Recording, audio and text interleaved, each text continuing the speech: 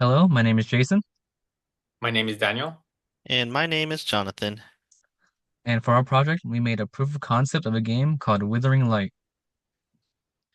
So, our motivation and purpose of this project is for us to gain practical first-hand learning into game development by utilizing our passion, skills, and knowledge from previous experiences into creating a working, playable demo for our game.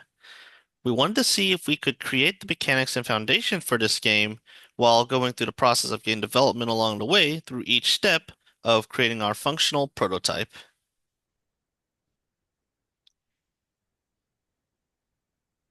We chose to use the Unity engine for our project because it uses C Sharp, a language that is commonly used in the gaming industry. Unity also offers diverse tools such as a built-in version control.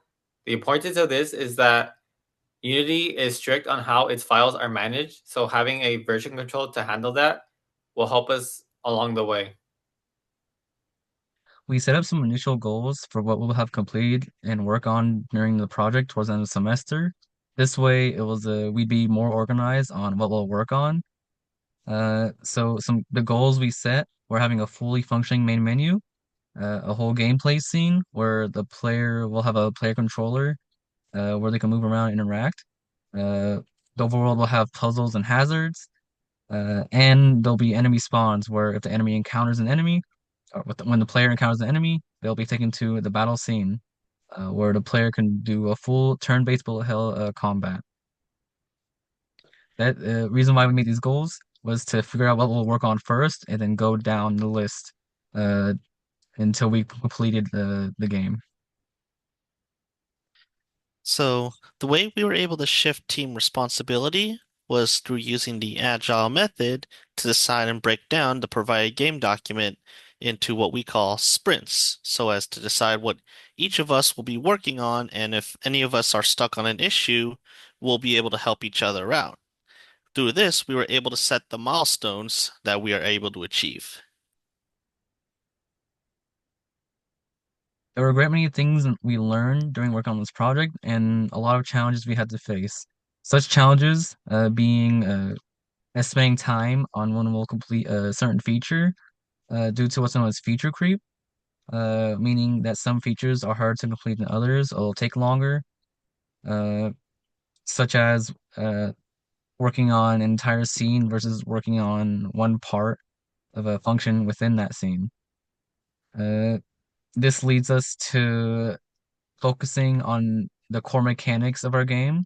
That way, when we have those core mechanics, we can showcase what the game will have and how it'll work, and build off those mechanics to later work on the more lesser features of what we want in the game. The initial scope of this project was fairly large for our team, so with the guidance of our mentor, Graham, he helped us decide on what to cut from the project. One example is that we were going to start off with three maps. However, we ended up sticking to one so we can figure out how to create the map and figure out what the player would exactly do on the map. Another example is that we were going to have an enemy generator and it would spawn various enemies for the player to encounter and combat. And in the overworld, the said enemy would track the player and follow them to force them into combat. However, what we ended up with was a static game object that when the player came into contact with would set off the trigger collider and force the player into a combat for them to experience the combat mechanics. For our deliverable, we have the core mechanics that make up our proof of concept, and the gameplay fundamentals that can later be built into a full-fledged demo. To start, we have our main menu where once the game is loaded, the player will be brought to, and from there they can they can select through our GUI options where they can either continue a save or create a new one. We go into the gameplay, uh, access the settings to tweak the audio for the music, and or sound effects, which is universally changed thanks to our audio manager, the credits, where they can look at the credits of the game and who worked on it, or to quit the game from the main menu. If the player does choose to continue a save or start a new one, they'll be brought to the gameplay scene. In the gameplay scene exists a party manager, and based on the data that is inside this manager, will determine what sprites of the characters are spawned on the map. Once the players are spawned, they have the option to explore the map and will be stopped by 2D colliders to prevent them from going out of bounds of the map.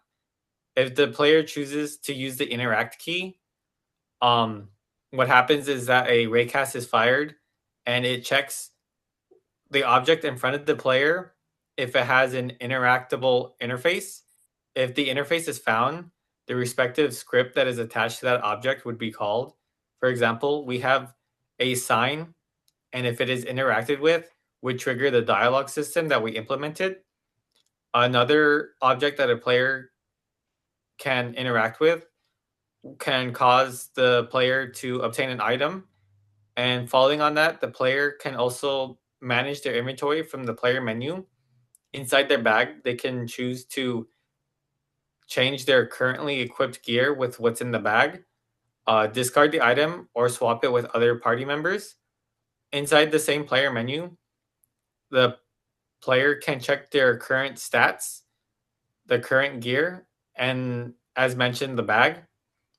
Um, when the player chooses to initiate combat from the overworld scene, what happens is that the party manager is kept persistent and moves into the battle scene to have the correct player data. So when the player enters the battle scene by coming into contact, they transition to a separate scene where the combat is handled. And while we haven't fully finished out this scene yet, the logic of the battle is still there. After battle, the location of of the player is dependent on the outcome. So if the player wins, they return to the previous scene, but if they lose, then they are sent back to the main menu. That is all. Thank you. Thank you. Thank you.